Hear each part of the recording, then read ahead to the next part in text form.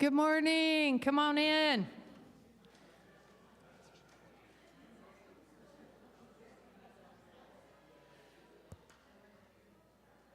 Y'all crazy people in the Fred, come on. Good morning. Welcome to the Unitarian Universalist Church of the Brazos Valley. My name is Reverend Kaya. My pronouns are she, they. We're going to start out by singing a song that is in the gray hymnal if you want to pull it out. And you probably know it from Cat Stevens, but it's called Morning Has Broken.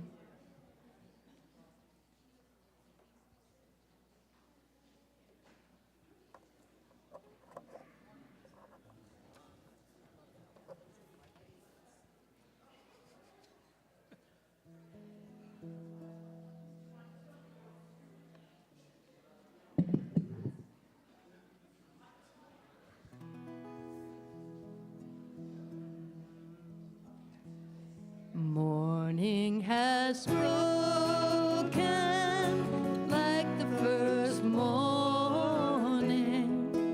Blackbird has spoken like the first bird. Praise for the singing, praise for the morning, praise for them spring.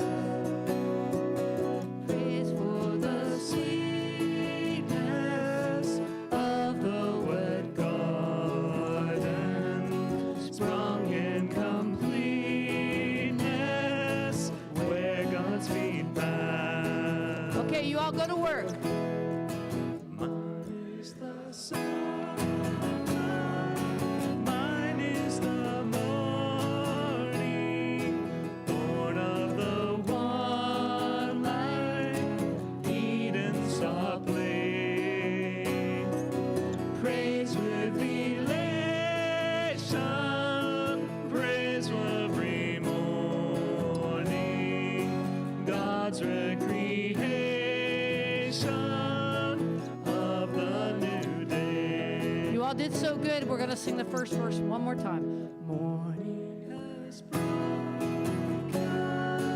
like the first morning. Blackbird has spoken like the first bird. Praise for the singing, praise for the morning, praise for them spring.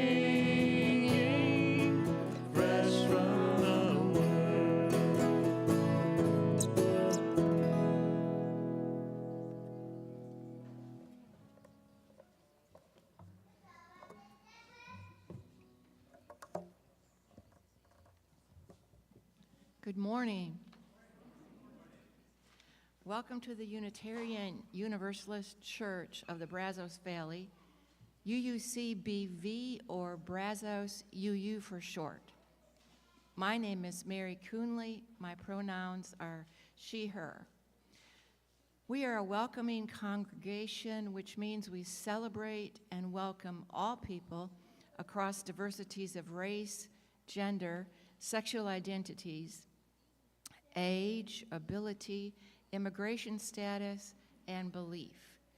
We are also a congregation working for reproductive justice. So whoever you are, wherever you have come from, wherever you are on life's journey, you are welcome here.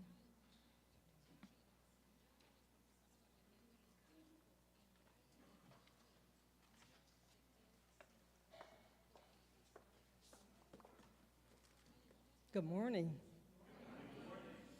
Today we gather with intention and creativity to a rededication of treasured friendships, a renewal of spirit, releasing what we must, shaping what we will in a space made possible by generations of community care and the courage of connection.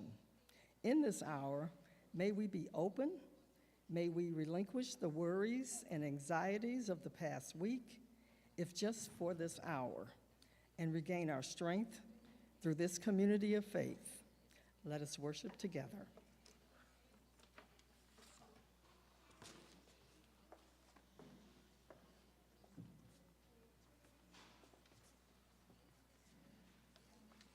So Jimmy is going to be our chalice lighter this morning. I don't know where she is.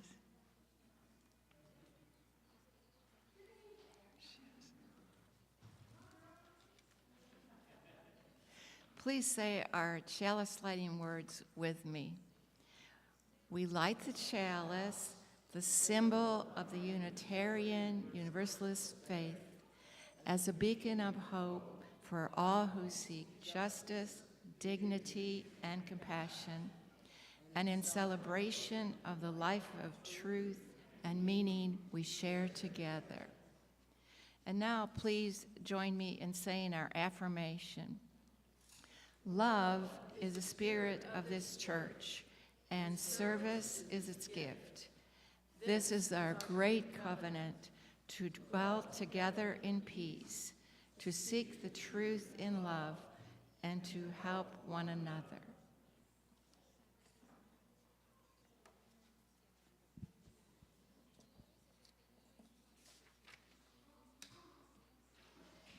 As Unitarian Universalists, we believe there is a spark of the divine in all the beings on the planet and in the universe, including all of us, which is very exciting. So this is your opportunity to say howdy to the divine sparks in the room. Please make an extra effort to say howdy to the ones that you have not met yet and don't know their names. Whether they're younger than you or older than you, we're all in this together. Go for it. I will let you know when it's over.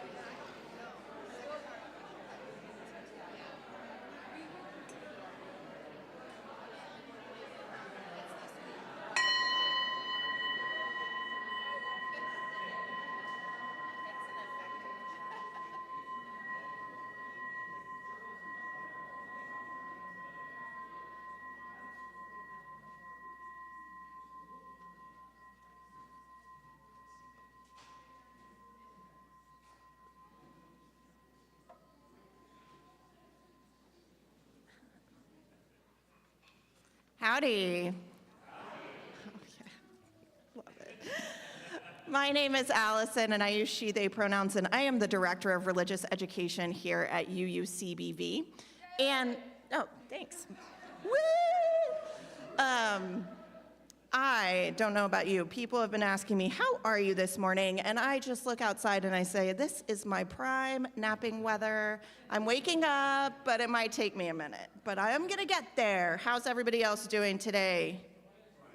Oh, I saw 2 thumbs up. That's really good. Awesome.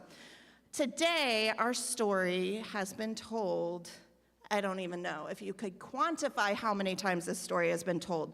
One of my favorite things about being a UU and religious liberalism is the idea that revelation is never sealed. Unitarian Universalism is a living tradition that is dynamic and changes. And our changes can come from science or experience or spiritual discernment, anything like that. So in kid language, if you're like, wow, Miss Allison just said a lot of big words that I don't understand, when we know better, we do better, right? When we learn new things, then we can change our behaviors and our beliefs. And our story today speaks to this unfolding journey, and it warns against getting terribly set in one's own way, which I like. So the earliest iteration that we have record of, right, this is what was written down, probably told before, comes from a Buddhist text from around 500 CE. That is a long time ago. Our story has also been featured in the Sufi poet Rumi's work that was created in the 13th century, and in educational materials like a book of tales written by an English poet in 1872. So, I mean, like, it's everywhere. It's still taught to this day. So you're gonna see some images throughout the story that come from places like Thailand and Japan, and even one of those educational texts.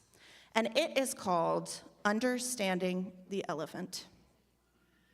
5 people wearing blindfolds were once brought into a room in the middle of which stood an elephant.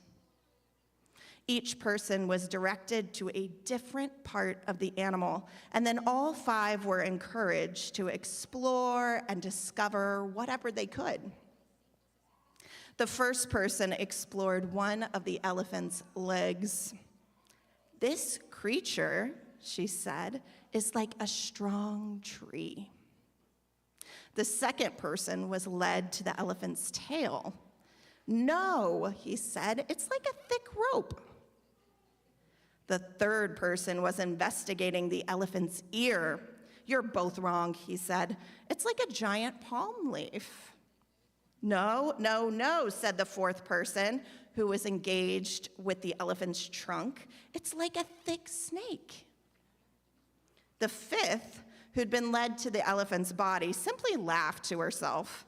How can they all be so wrong, she thought. This thing is like a huge boulder. The 5 argued with each other for some time, all certain that they were accurately describing what they were experiencing, and none were able to change the mind of even one of the others. At last, they took off their blindfolds and discovered that each was right and each was wrong. It was only when they combined their descriptions that they began to understand the elephant. And that is the end of our story. And I wish for this week that we all take off the many blindfolds we might have on and begin to understand the whole elephant. Now, I would love all of my younger folks, if you choose to do so, to come with me to religious education while y'all all sing us out with This Little Light of Mine. This little light of mine, I'm gonna let it shine. This little light of mine, I'm gonna let it shine. This little light of mine, I'm gonna let it shine, let it shine, let it shine, let it shine.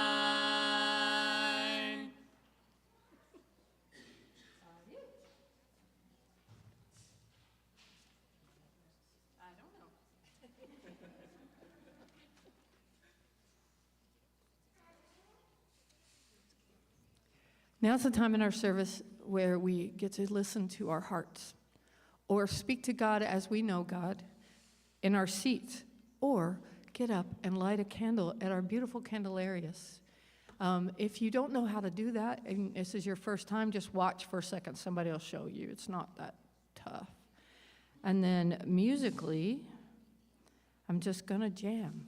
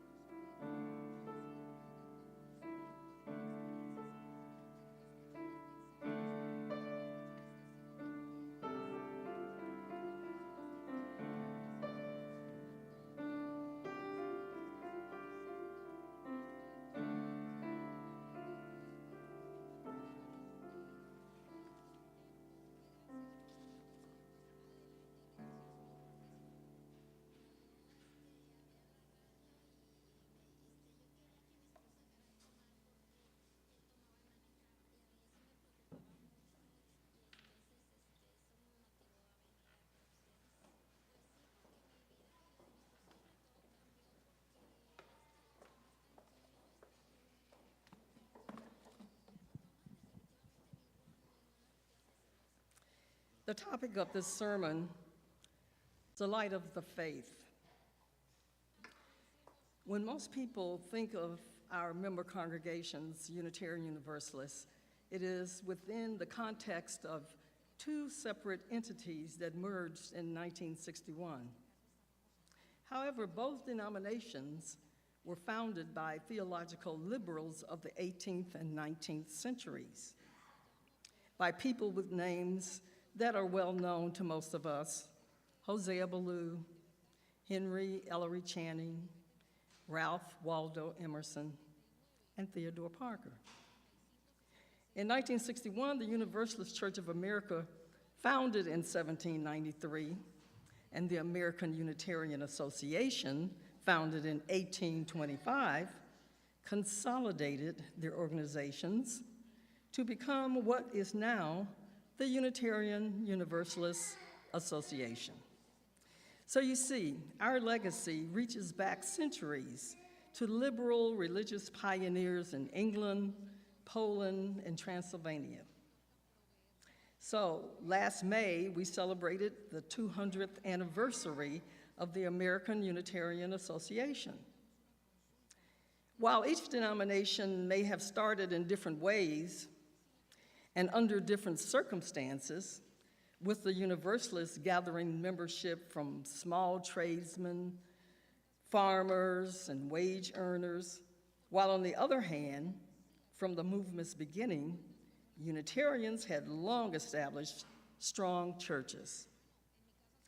However, both Unitarian and Universalist denominations were founded on hopeful heresies, and both trace their roots far back into the distant past, and from the beginning have been strikingly optimistic in their understanding of human nature, God, and salvation.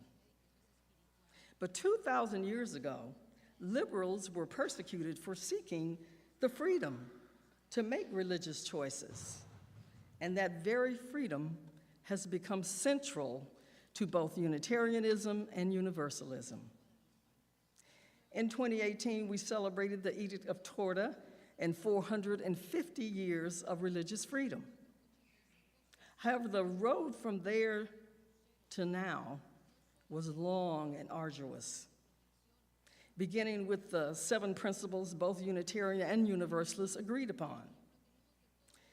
Our congregations affirm and promote these principles, which we hold as strong values and moral guides, and we live them out within a living tradition of wisdom and spirituality, drawn from sources as diverse as science, poetry, scripture, and personal experience.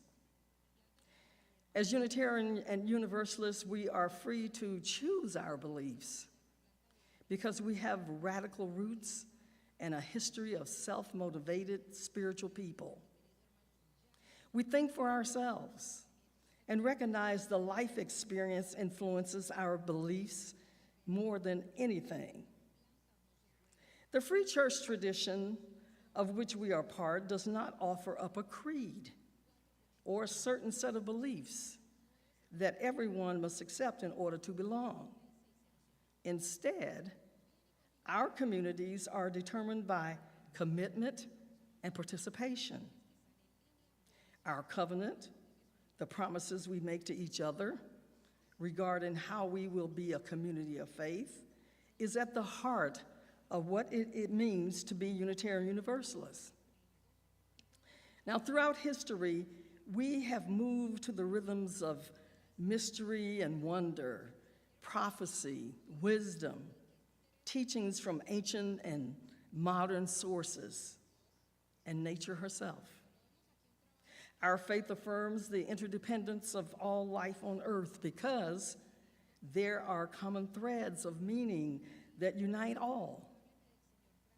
Within Unitarian Universalism, you can bring your whole self, your full identity, your questioning mind, and your expansive heart.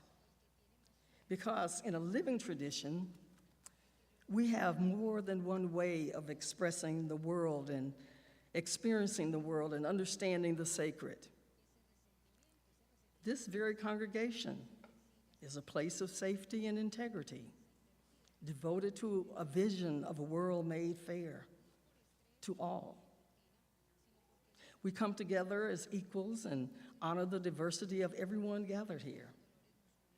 We support each other in our quest for truth and well-being, actively listening to each other with the intent to understand and assume good intent in those with whom we have differences, and seek resolutions in a kind and timely manner.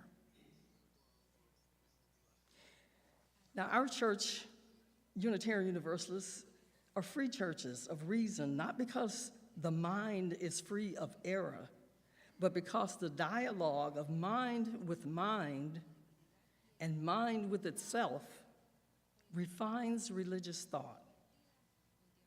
Ours is a church of moral work, not because we think morality is a sufficient religion, but because we know no better way of showing our gratitude to the holy and our confidence in each other.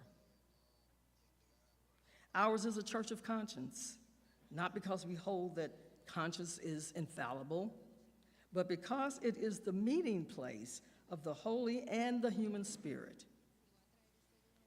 Ours is a non-creedal church, not because we have no beliefs, but because we will not be restrained by our beliefs. As Unitarian Universalists, we're aligned in our desire to make a difference for the good. However, we are diverse in faith, ethnicity, history, and spirituality. It is well known that many of us bring identities that are Christian, Jewish, and more. But in the words of Hosea Ballou, we need not think alike to love alike. It takes real courage to be Unitarian Universalists, because when we don't live with love as our guide, we're afraid. We don't speak our minds, and we don't open our hearts. But to those seeking a people to sustain their lives and to remember them when life is done, it is from a community. And the church, a congregation, is a community. The church is a community because through seeking and finding, through mutual giving and receiving, its members hold the light of the faith. You hold the light of the faith. Seekers who find their way to us come because they cannot find what they want in the secular world, and they're hungry for connection. They're hungry for what they cannot find on Facebook, in a book, group, or X, or Instagram, because a congregation is gathered by shared values and purpose, with practices born of a unique faith tradition and understanding of the sacred. In congregations, we share each other's spiritual needs and reinforce each other.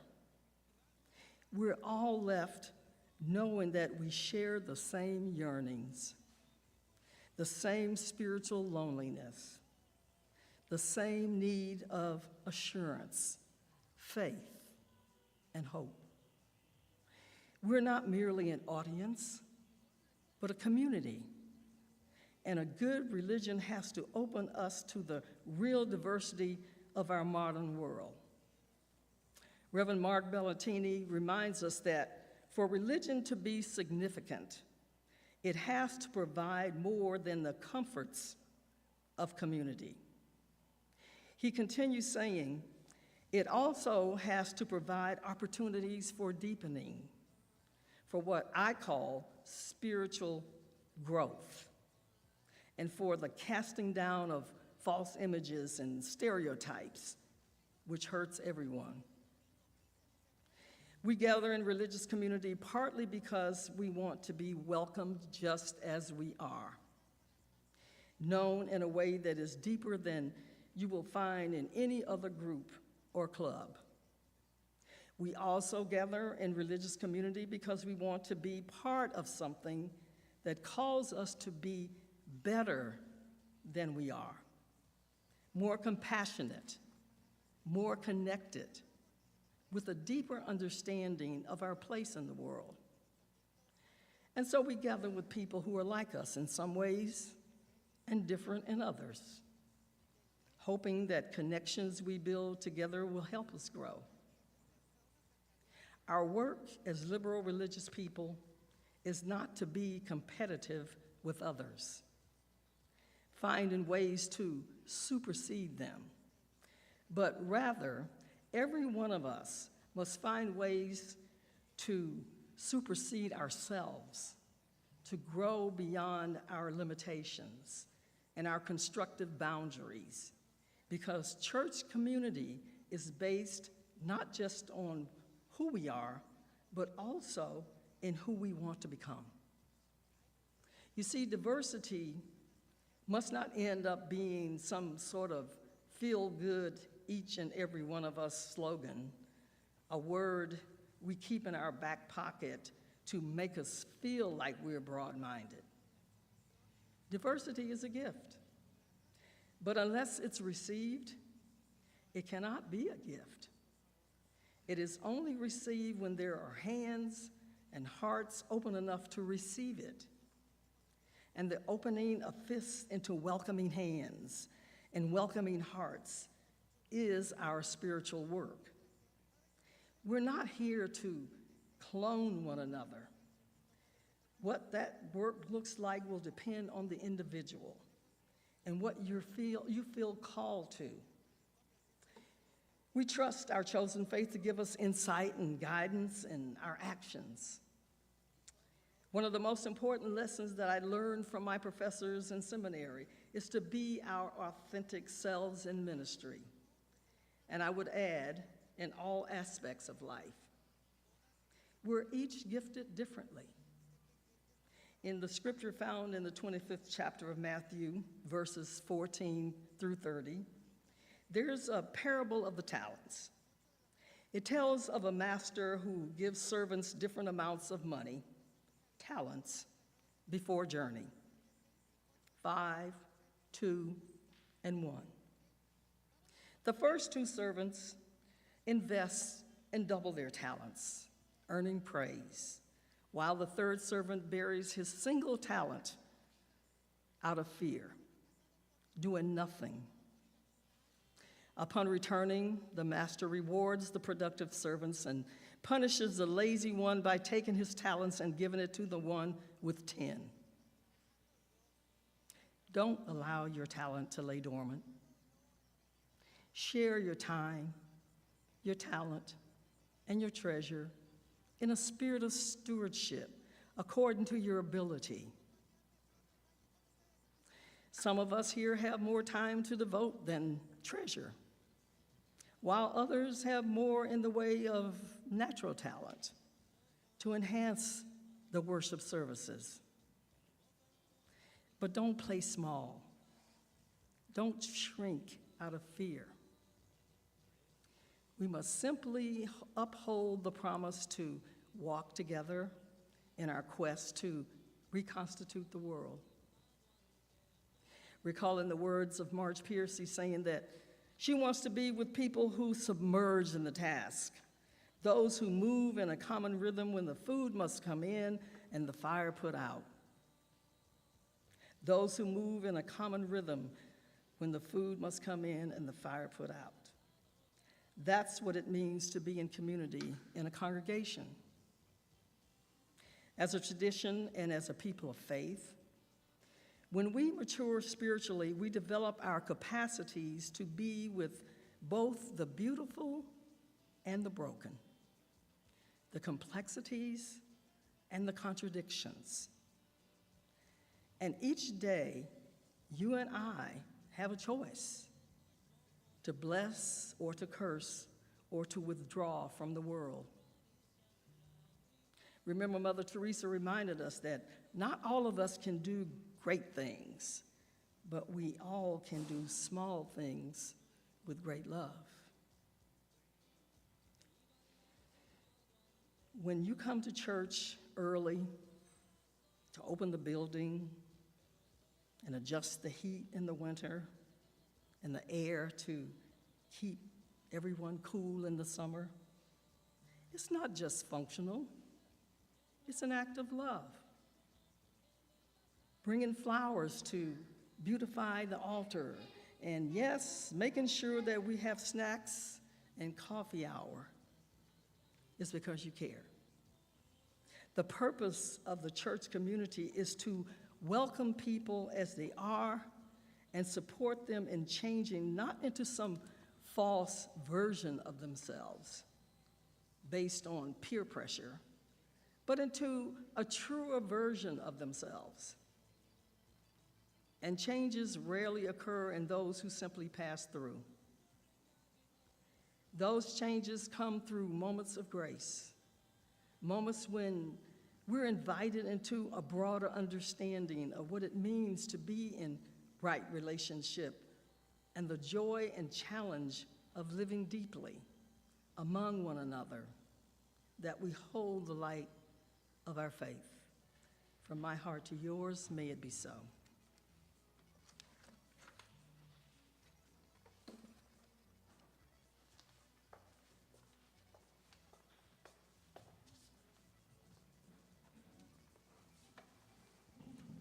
Now let an offering be taken to sustain and strengthen this place, which is sacred to so many of us, a community of memory and of hope, for we are now keepers of the dream.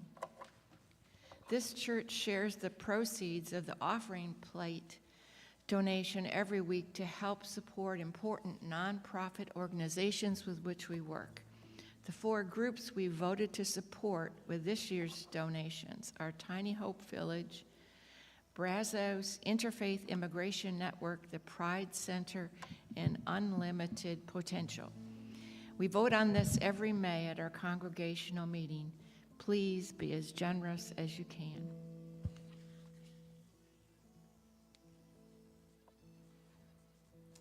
We're going to sing number 315 if you want to help us out. This Old World.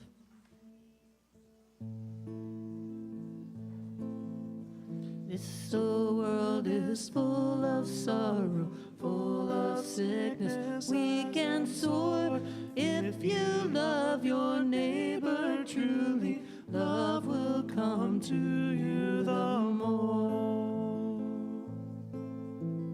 We're all children of one family, we're all brothers, sisters too.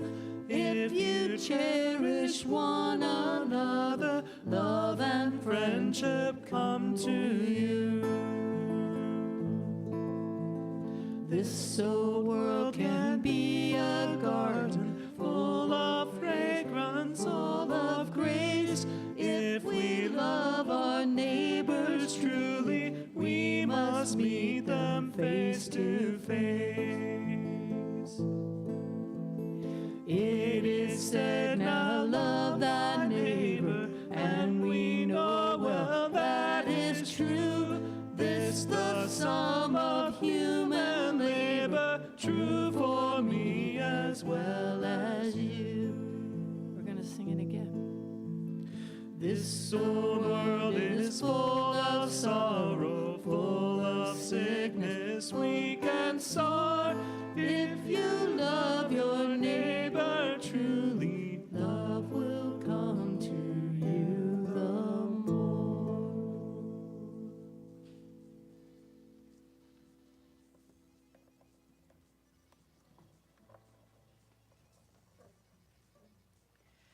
We give thanks for these gifts that we have given, for those we receive, and for each other. May your generosity return to you tenfold. And now for a few announcements. To all of Meg's family, friends, congregants, and colleagues, you are sincerely invited to 2 celebrations of her amazing life. The first at her current home church on Friday, February 27 at 6 p.m.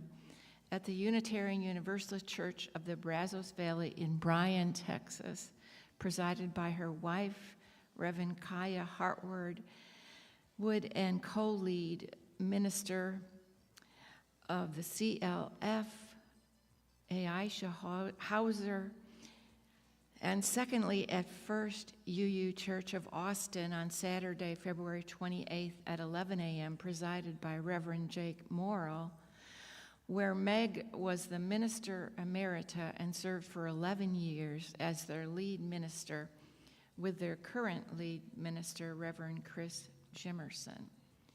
Please come and celebrate and be together in love. A big, chewy spread will be at the reception, and everyone is welcome.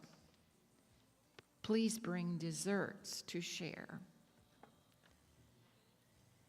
And then on Saturday, February 21st, we will be hosting a swap in the morning and an art workshop with art therapist and meditation teacher and trauma specialist, Mindy Cardenas, for all ages from 1 to 3 p.m. We will be making prayer flags to decorate the church for Meg's celebration on Friday, February 27th, and everyone will be able to take their flags home after that service as a memento. All materials will be provided, and guests are welcome. Third, on Sunday, February 22nd, we will be celebrating the blessing of the animals with guest minister, Reverend Edith Love. Please bring all of your four-legged, winged, and slithering family members to church. And we know, I know Edie Love. There's some other things to say about that that weren't written down. Can I help? Okay, yes. Okay, so if you've lost your pets, you can bring photographs of them. We'll have a memorial table for that, and we'll do a special prayer for them. So bring all your animals, bring pictures of the ones that you think will not be sociable. But yeah, don't hold back. We usually have a wild representative. Yes, go ahead. Can we bring stuffies too? Of course. Stuffies count. Okay. Reverend Edie Love, I think, is from Mississippi or Memphis area. Anyway, I've heard. She lives in Memphis. Memphis area, yes. She's been serving Boca Raton, but she's not currently serving anywhere. Oh, okay. Our worship team signups will occur in February with a training on February 22nd after the service. Do you want to be a worship assistant, a greeter, someone who sets up the coffee, someone who cleans up, or tech? This is your time to sign up for one Sunday a month to help our church run smoothly. Ask Allison any questions. And then finally, today, there is going to be a UUWF Women's Fellowship potluck in the chapel at noon, and Carrie R. is going to do the program. So now, if you'll please join me in extinguishing the chalice. We extinguish this flame, but not the light of truth, the warmth of community, or the commitment. These we carry in our hearts until we gather together again. Sing the benediction with me if you choose to. And breathe and blow. Remember the way of the fire, and sparkle and glitter and glow. Remember the way of the water, and ebb and flow. Remember the way of the earth, and grow. Go in peace.